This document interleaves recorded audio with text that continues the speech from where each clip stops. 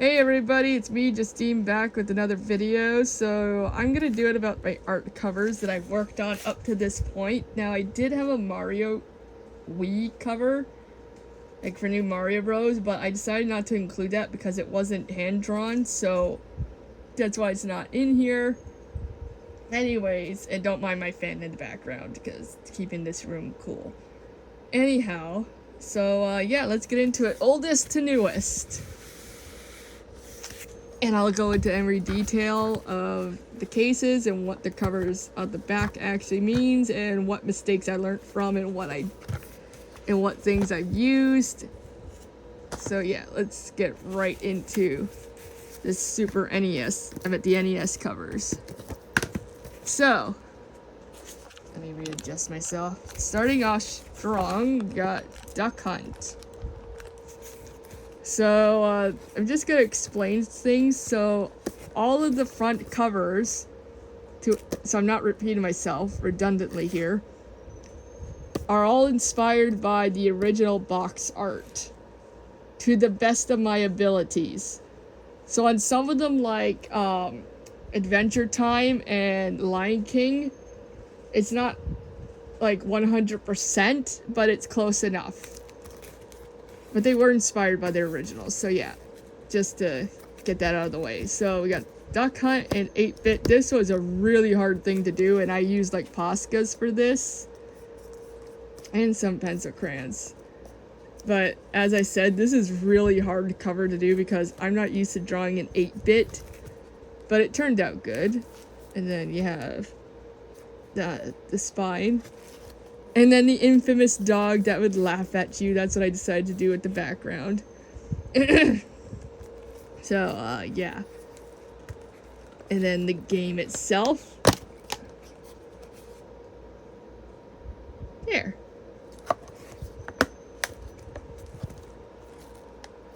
Oh, come on. So, yeah, oh,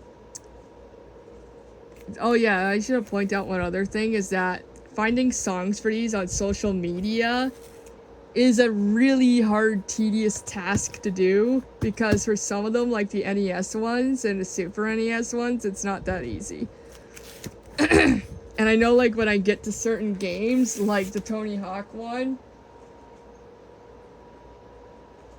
I think that one's gonna be difficult to find the song for, and I know like some of the other ones in my DS collection, like Orcs and Elves, is gonna be really difficult. Maybe not on YouTube, but when it comes to Instagram and TikTok, it's harder.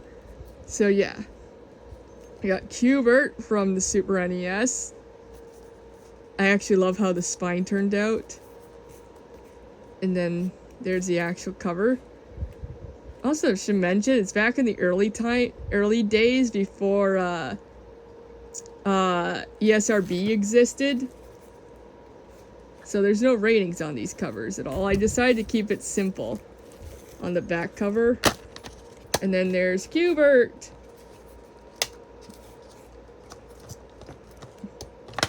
My cases really hate me sometimes with these. But yeah, there's that cover. Here's the Lion King cover that I got done last night. So as you can see, I have some of the details. I did it differently on a Super Nintendo system thing detail. So that's how I'll be doing it from here on forth, because it seems to look a little bit better.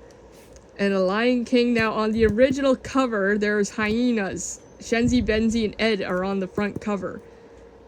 I didn't include that because I wanted it to solely focus on Simba and Scar, because this is their battle technically, and the front cover takes place during the battle for Pride Rock. So you want it to primarily focus on Simba and Scar, and I made Scar way too friendly here, but look at all that shading. Wait, let me see if my flashlight can catch it for you. Look at all that shading I had to do last night. I used some Posca pens to highlight some of the obvious areas, but holy shit. And then there's Simba angry.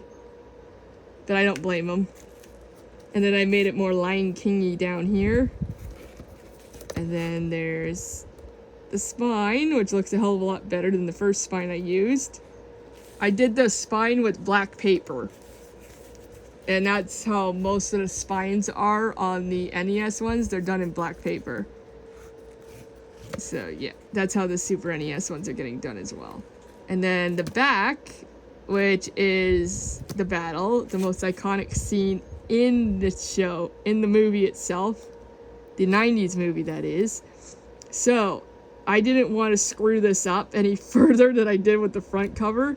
So I decided to trace the outlines of this, of them two going at it. And then I inked up my details. If my camera would focus, thank you. I inked my details and then I colored it up. I rehanded all my shading, so that's how that worked. My Christmas lights are coming off on this thing, but anyways, let's see if that'll work. Anyhow, so then I did something that I learned from Ken Lashley, who is a very dear, near, close friend of mine. He's a comic book artist, by the way, but he usually uses his whiteout. He'd have these whiteout pens, and then he would also use like the paint markers for highlights and whatnots. If my camera would focus, instead of getting all fuzzy, all of a sudden, I don't know why it's... Are you gonna focus toward me, camera? Yoo-hoo, camera, focus. There it is. So I took that and I basically added in all the fire shards. I don't know what you want to call that, but all the fire spots on this to make it look more realistic. So it actually turned out really good, and that's the Scar we all know and love. So yeah, if my camera would stop, you know, going in and out of focus, that would be great. But anyways, that's the Scar we all know and love, and I actually like how the back turned out on this. Unfortunately, when I was trying to find the music, it was hard for me to find the original Battle for Pride Rock. Because it's called King of Pride Rock on the original soundtrack, so I had to use Battle for Pride Rock from the live action version. So yeah, that's the Lion King cover. And then I got the Game Boy covers. So you got Pokemon Blue. So this one here, don't worry, Lion King's also in its thing. So this one here, I did them in glitter because I had glitter packs. I had bought glitter specifically for them, but I didn't like how they were blending in the background, so that had to be fixed. So I did that. I inked up the original, and then I went over it in Posca after I was done coloring it in pencil crayon, and it turned out really nice. And then I taped it, and then I put the glitter over top of it so it doesn't warp my paper. You'll see what happens when... You'll see the consequences of not taping a cover before glittering it. So yeah, there's the back. These are Pokemon that are not obtainable throughout the game. And then this Pokemon copy happens to be my copy. Happens to be the game that I had for 20 plus years.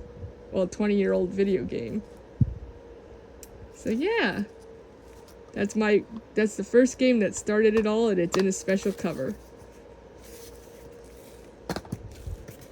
Anyways, there's Pokemon Green. So this one I don't have yet, and you'll notice that it says JPN on the spine. That's because it's a that says it means Japan exclusive, basically. And you'll see that with Pokemon Sapphire when I get there.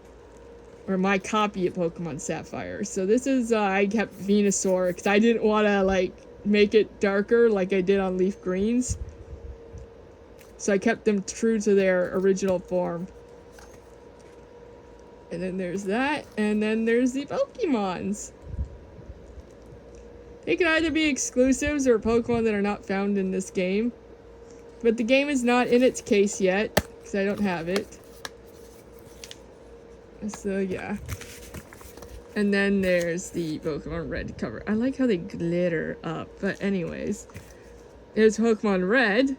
I'm always the idiot moron, by the way, that picks Charizard when I know damn well that the first 2 gyms are going to give me a hard time in this game. Yeah. But I do like me Charizard. I might try playing as Bulbasaur to see what happens. That might be too easy.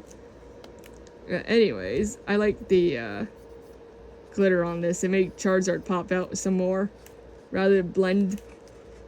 And you got the true to their color palette here. I like how the glitter turned out too. And then there's Pokemon Red. Fun fact, I never owned Pokemon Black until a few years back, until 6 years ago. I meant, not Pokemon Black. Fun fact about me, I never owned Pokemon Red, Yellow until like about 6 years ago. That's what I meant to say. Damn it. Yeah, don't mind me, I keep making some mistakes sometimes, but that's okay. But I had Pokemon Black for quite some time. Until my spare copy came in like, again, 6 years ago, but my copy I had since release. So, yeah. So, there's the glitters here. So, basically what I did with this one is I took my Poscas and my Sharpie markers. Well, the Sharpie creative markers, the paint markers. And I basically made Raichu's lightning bolts bigger. And I made Pikachu's lightning bolts because they got lightning bolts in theirs. And then Jinx here is true to her color palette and true to her original form because she's black-faced in the original. So it's not me being racist. It's just I wanted it true to the original form because that's how Jinx looked back in the day. And then there's Pokemon Yellow. There. And then going into Game Boy Advance, because that's second on the list, right? It comes after Game Boy. So, I have Pac-Man World 1.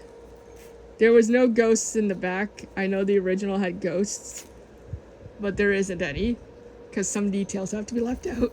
Some details have to be left out. Whether or not I can fit them or not, it depends. So I made that. And then the shading. I think I used my water-based markers for this one. And then I Pac-Man World 1. And then Talkman.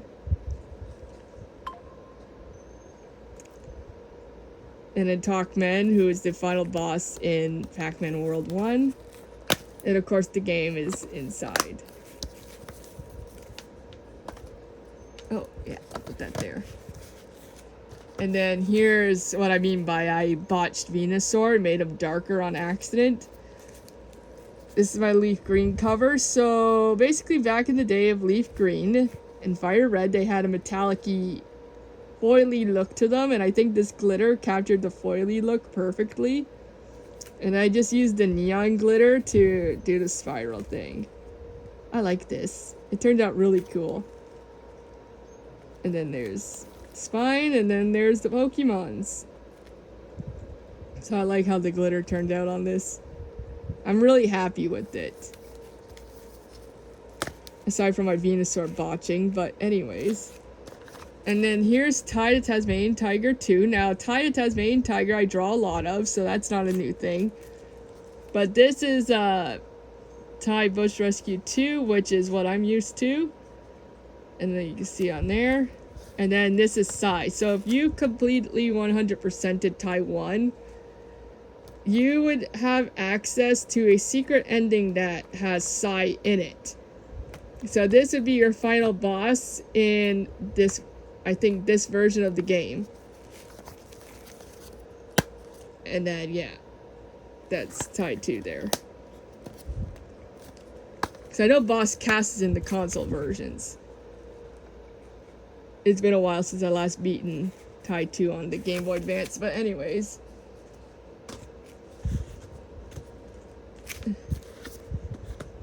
Here's the cover art that actually started it all. This is Pokemon Heart Gold. Had that metallic-y look on it. Had that, like, yeah, metallic-y look on it. So, yeah, I used my Sharpie markers for that. And this is what I wasn't so sure when I first started back into drawing. I wasn't sure if I still had it in me to do it, but clearly I do. Ho-Oh turned out well. I was a bit nervous as to how that was gonna go. But then I did this thing and I carried that to the spine. And then here is the, and I didn't date this, and here is the legendary dog beasts. Entei, Suicune, and Raikou with the rainbow feather in Suicune's hair. Because that's the item you need to summon Ho-Oh at Burning Tower. And that's Burning Tower. To the best of my abilities, so yeah. The backs are usually dedicated to something. Are usually like dedicated to a part in the game where you find the legendaries, or it could be a boss in the game, or it could be something else. The back cover you could do a lot of things with, as long as it pertains to the game that the cover is about, or the game that the cover is for. Anyway, so this is Pokemon Black. Oh, and this one in here is my spare heart gold. So yeah. So this is Pokemon Black 1, and I used Overdrive Rush Riem. This is one of the, yeah, next covers I did.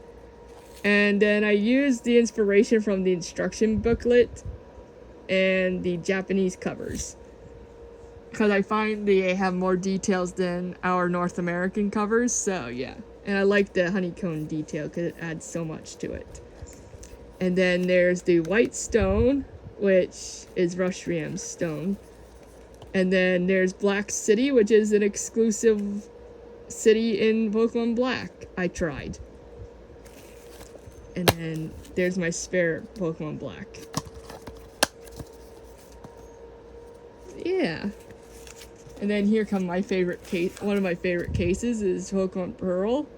This one turned out nicely. Now, back and then in the Gen 4 cases, or original arts, they had like this glittery, holographic-y look to them. So the only way to accomplish such thing is with glitter. So yeah, tape. Make sure you tape the covers first before you put glitter on top of them. In my case, I had to put several layers of glitter because, you know, you want to really get that in there, but it looks exactly like the original cover. And there's his lustrous orb. That's Palkia's held item. And there's Cyrus of Team Galactic. And Spirit Pillar, where you'd find Palkia or Dialga, depending on the game. I thought that turned out really good. And same goes for Pokemon Diamond. This took several layers of glitter to get it right. This was the first cover that I did this to, so kind of had some trial and error, but it turned out really nice, and I like it. I like Dialga.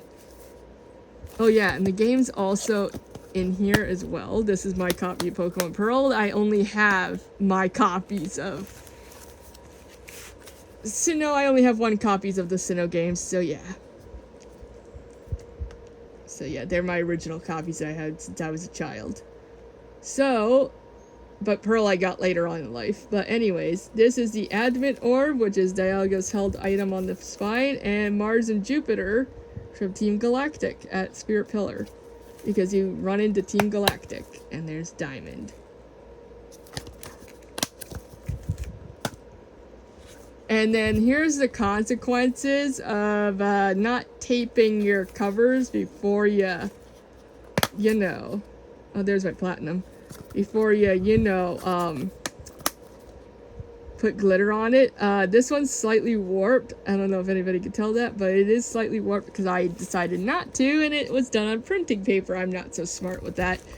Anyways, so next time I may have to redo this cover and redo the spine because of my errors. Eventually. I do like how this looks, but I have to tape the cover first and extend the cover out a little bit more here. Yeah, this is when I started using Posca pens for the first time. I liked how Origin Form Giratina turned out. I think it turned out really well. So yeah. And then there's the Grenacious Orb, which is Giratina's held item to turn him into Origin form. And then there's the Lake Guardians. I like the back of this. Lake Guardians, Mesprit, Yuxi, and his elf. And then there's a little tiny Cynthia there. And in the Distortion World, because that's where you run into them. And that's what makes this game the best Gen 4 game ever, because of Distortion World. I wish they added that in the remakes. So yeah. I wish they added that. It's tragic they didn't. Because I feel like that would have been really cool to see Distortion World and what that looks like in the new remakes of Brilliant Diamond and Shining Pearl. I think that would have been really cool.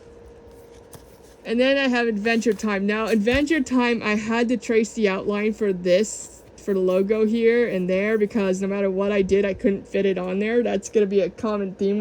That's going to be a one theme for them sometimes. But I did hand draw the rest of the details in place. So yeah. And as you can see here, Ice King's nowhere to be found. Oh, and I don't know why this had such a long-ass title. I was almost running out of room on my spine here. But anyways, oh, there's Ice King in the Ice Kingdom where he belongs. Anyways. So yeah. I decided to do that because there's so much detail already going on there. And this is one of the most viral videos on my shorts for the art covers. One of them. And there's Adventure Time.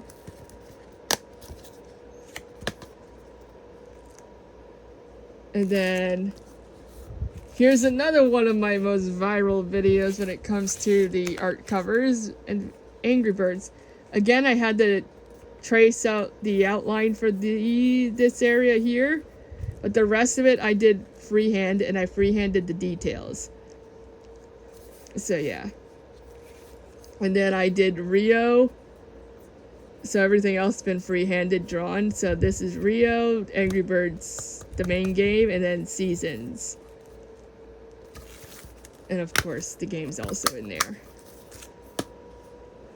And then this is Pokemon X. So I made it X abundantly clear that this is X and Xerneas. I took the original cover's details and I took my water-based markers and I put that on there. So that's how I did them. I used the water-based markers for this details, and I think it turned out really nice. So, yep. And then there's Mega Charizardite X. And then there's Mega Charizard X. So I made it like, I wanted to keep it blue and then red for the Y, and yeah. That's how I did that. And then there's a big X, because it makes sense. And that's my copy of Pokemon X. And then here's Pokemon Y, which I did all the details for Y, and then Yveltal. And then there's Y again. And then Pokemon. And then Charizardite Y on the spine. And then Mega Charizard Y himself. And then Y. And then there's my Pokemon Y. So yeah. Move those closer. Sneeze. Anyways, so that's all the covers that I have done up to this date from 2022 all the way to now. So yeah, if I do more covers and I get this much, I can explain in more detail in another video, but I also have planned the extra 2 Pokemon Blue covers and a Pokemon Yellow cover, and I'm gonna do different things to them. So, because I want to do it differently so they're not the same covers, right? Because they're like, if you have duplicate copies, I would strongly suggest looking at 2 different covers so you know which copy's which. And you can tell them apart. So I'm gonna finish off the Game Boy games and then work my way through to the Game Boy Advance games. And then go from there. So yeah, that's what I'm hoping to do, and then I might pop in the odd console game because there isn't very much here. So yeah, if you like this video, please like and subscribe, and thanks for watching, and I will see you in another video. Bye!